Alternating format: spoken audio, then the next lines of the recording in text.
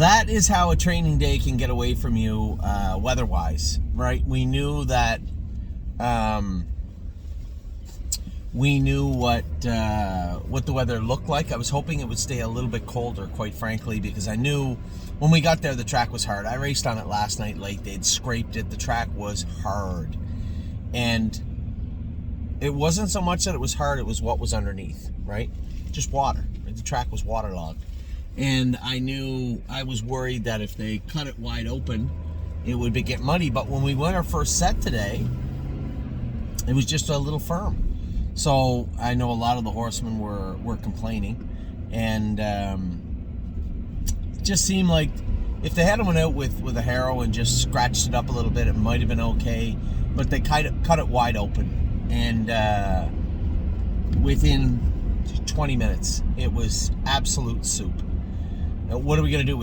At this point now, the day has progressed to the point where we're now on our fourth set. We have 3 left, and Amy can't go. She can't see. The mud is just caked in her hair and her eyes. And Eric wears glasses also. My wife has contacts, so she can't go. Eric has glasses. He muscled through the rest of the day, but it must have been difficult for him too. Jason's eyes were red. Mine were red also. And I got the least of it because I just sat in the middle of the track for the last 3 sets. I wasn't getting just saturated mud. I really just wanted to go out and see how the horses were. Now, we had gone with them Thursday and Friday, back Monday. We'll go back again Thursday. The reason I'll say Thursday is because we're in late races with Carter Michael Dio and who's the other horse in Thursday? Carter Michael Dio and Resolute Bay. They're both in late at the Meadows, 8 and 10 or 10 and 12, something like that. So it gives me an opportunity to go with the babies again on Thursday. Now, the only problem is it's supposed to be pretty inclement weather between now and Thursday. And I have no idea how that is going to look. We're just going to have to wait and see and let it play out as it is. I wanted to get you guys... We could have just said after the second set, just scratch the videos. You know, we knew there was going to be horses making breaks. We had one additional scratch in Baby Zet, who was coughing all morning, so we just jogged her light. She didn't train today. One of the trotters galloped the whole time. The mud was hitting him, and he was just beside himself. They need to learn about this stuff. And, you know, quite frankly, it looked sloppy. Not just the track, but some of the sets, because not everybody was following. Some of the horses were a little ornery. I was happy with the way that they sucked it up and actually did their work, quite frankly. Every so often it's nice to get them out in the mud, because unfortunately we are going to race in the mud sometimes. They are going to have to see the mud and the rain and the snow. So getting them out today was important for us, important to you too, because it's nice to see the progression. Although you may not have seen the cleanest training sets that you wanted to see, you got to see your horses train. That was between 251 and 255, almost all the sets over that track, which is a pretty good mile. You got to see your horses, how they behaved, how they were reacting to adversity for the first time, really, quite frankly. And I was really, really happy. And I want to go through the sets quick. I guess I could have done it with Amy, but she was finishing up at the barn, and I had to go over to Big D's. So you're gonna have to settle for me for today. I would like to get them out again on Thursday, and I can't say that I'm gonna video them again on Thursday. Maybe we will, because I want to get you guys. You know, when they're going from October to December, it's not really a big deal. You get to watch them jog, and geez, that's a pretty horse. It's got a nice gait, but you don't get to see them in work, in transition, and that is the coolest thing for me. As the guy training them down, that's the coolest thing, is to see these horses get their gait right and start to do their work properly, and then experience speed for the first time, and then watch them grow as athletes. It is the coolest part of our job, is watching the horses from the sale to the qualifying, and hopefully, if everything goes well, to stake wins or victories. It's a great feeling, and this is the coolest time of year, because they won't transform as much as they do right now. You'll see horses go out and just do the weirdest things. Captain Incredible had really struggled with his gait. Now, he made a couple of breaks today, but it was mostly the mud. When he ran in front of the grandstand, somebody had moved out, and the spray had hit me also and hit him, and you could see he just kind of jostled and made a break. But his gait is starting to clean up nicely, right? Pelican Owl, obviously these are Charlie Mays. Charlie May's brother and the horse that we paid all the money for. But even Grand Slam Dio, here's a filly that we needed hobbles on throughout December, even the open house, to try and get her squared away properly. No hobbles on today, mud, and she was great. And it's so cool to watch those transitions. So I'll get right to it. The first set, Gymboree was a little bit beside herself in the mud. You know, I told Joey also, when Joey goes with the horses, everybody wants to go easy with them. When they're in the mud or the snow or something you know is going to bother them on that day, you're better off just to speed them up a little bit, score them down a little bit, take some of the starch out of them so that they're attentive and they're a little more flexible and malleable to what you want to do with them on that particular day. And Joey went out and jogged her, and sure enough, I could see him turn her, and she was kind of a little fractious because of the mud. You can see what happens is that spray and that mud will come up when they trot or they pace. It'll come up and hit them in the belly sometimes, and it really bothers them. Plus the noise of it on the apron sometimes bothers them. They have to get used to all this stuff. But as I said to Joey after, I said, we got to try to be a little proactive. When you know there's at least a chance that she may not have a good day, then help her out, right? Score her down, get her through that stuff rather than just warming her up, stretching her out for 1.5 miles, just a light jog. Stretch her a little differently next time. So I think Gymboree, it was just the way that we approached her training today. The priest did jog today. His temperature was down this morning, but still a little filling in his jowls, and there was no need for him to train today. So he was scratched today. We had reported that earlier on. The filly that I thought caught my eye the most, I was happy with High Hopes on the right line, a little splint right front. We're going to blister her up a little bit. I had a great question from somebody the other day. Say, Anthony, why don't you just have the vet come in and just start cryoing splints? Well, sometimes the splints are in different spots, curbs and splints, and sometimes they're not ready to be cryoed. So that splint is really bothering that horse and really hot. You have to almost get it cooled out a little bit before it takes the best. You'll see the veterinarian say, hey, poultice up or cool it out for a few days and I'll be back to cryo it. Well, in my experience, some of the best ways. Now, again, every splint is different. Every horse is different. But what we found is, cool them out for that day or day and a half, 2 days, and then put a pretty good working blister on them. Let that scurf come off. And then at that point, we feel that those splints will either, one, that soreness will dissipate. It usually comes back later on. Or two, we can cryo it that day or when it comes back. But our first line of defense, so to speak, our first reaction, that will be a little light working blister on those horses. So High Hopes just needs a little blister. I told her to start breaking her to a head pole on the inside. Lots of trot, just really crooked in the last turn. I'll tell you who it really cost, not just her, but she sits at the bar, was airborne at the wire. There's a filly through the mud and was absolutely flying at the wire. Amy said something snarky to me when she was going by the passing lane. I don't know what it was, but that filly was absolutely flying at the wire. Now, the two horses that also caught my eye, Leggy made that little break at the wire, but really happy to see her doing her work. Now, remember, set one, a little tacky on top, so a little bit of mud on top, but very firm underneath. So a lot of the horses were finding that a little difficult also. Neither the first nor the sets that followed that, for very different reasons, were on what you would call a good training surface today. It wasn't dangerous or anything, but it was not a good surface to train on. Manhattan Money really caught my eye, and actually I believe Manhattan Money ended up winning the set because Jason ran underneath the wire. I believe Manhattan Money probably won. Leggy was right there, and she sits at the bar, was flying late. I was fourth with High Hopes, and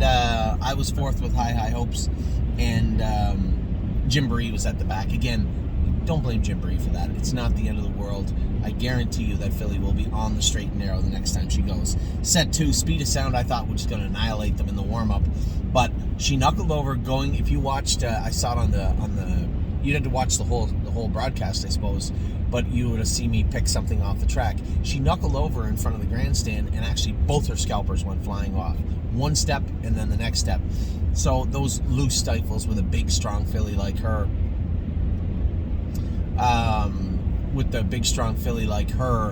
would be what we would do. You'll probably see a dose of Baycox show up on her bill next month. We'd like to start Baycoxing the horses and blistering those stifles. It's funny because this is almost time frame wise almost the exact same as, and I don't want to just name drop the name drop. I could give you horses that probably weren't that good. but I will give you Tactical Mounds because she is a Tactical Landing. Very similar size-wise, her and Speed of Sound. So it's interesting that they have the same mannerments as they go along. Not related in any way except for Tactical Landing, but the same mannerments as they go along. Atronette had made a break at one point, but was trotting good. This is Philly just getting back into the swing of things after having an OCD surgery. Certainly, both her and Aunt Lily were in there. Jason said Aunt Lily, as he sped her up, just got a little shuffly, a little pacey. The track was just starting to get chewed up a little bit in the second set, which probably of all the sets might have been the best surface of the day. But again, Atronette and Aunt Lily, this was their first training trip back from OCD surgery. Bluebird, Tuxedo Hill, his first training trip back from being castrated. So a lot going on in this set. Amy said he's a great guy, was a little bully and aggressive the other day. They put an ear hood on him. She said today he was too quiet. I said, you can't have both ways. Which way do you want it? So we're going to opt to keep him quiet. And then Speed of Sound, as I said, I love this filly, and you're going to see her. You guys are going to get to see the progression of a lot of these horses, but one I would say keep your eye on. A number of them keep your eye on, but definitely some of them just progress every week, every month, and you just see them get better and better and better. Other horses, there's that watershed moment, that snap where the light goes on and the horses take off, and from that point forward, they're a different horse. Those are the coolest points in time for me, and I think you're going to see one of those coming up very soon with Speed of Sound. Third set, Green Glitter, something was wrong with her, with the bit in her mouth or something. She kept throwing her head. She was very agitated by the bit. I don't know what was going on. She had something bothering her in her mouth. They said she's been eating good, both her hay and her feed. We checked her mouth quick. There didn't seem to be anything wrong with her, but something was bothering her. Now, as I settled in, that was a little faster set. I think those are the two fastest horses we have right now are Memento Mori, who floats over the ground. He is a powerhouse of a colt, and Green Glitter, who's a very nice filly. Just need her to settle. But that wasn't even her being fractious today. Something was legitimately bothering her. I could tell. So I told her, maybe we'll switch her to a rubber-coated bit and take the check bit out of her mouth, and maybe we'll go to a chin chain or a chin strap. Just see if that was bothering her. It wasn't hard to control her. Once we get in the mile, she was fine. But just leading up to the mile, you could tell if you were watching her go around, she was a little agitated, and I think that's something that we can help today with her. Set 3, that was set 3. So Green Glitter was good. The only horse that is set 3, Amy said Rosetta was really struggling in the mud. She said, I don't know whether she's just having a bad day or maybe she was a little cramped up from the weekend.